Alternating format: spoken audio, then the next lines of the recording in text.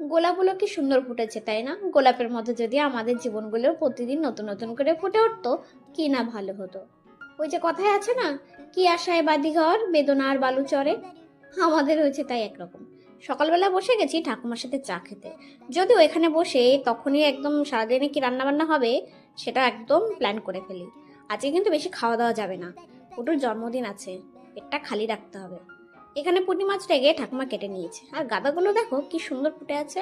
চলে গেছিলাম গটগট করতে দুর্গার খেতে পালং শাক চুরি করতে। আরে দাঁড়াও বাবা, চুরি কিন্তু করিনি, ওকে কিন্তু আগে থেকে বলা ছিল, নাহলে দুর্গা বলে কথা কখন কোথা দিয়ে বধ করে দেবে ধরতেও পারবো না।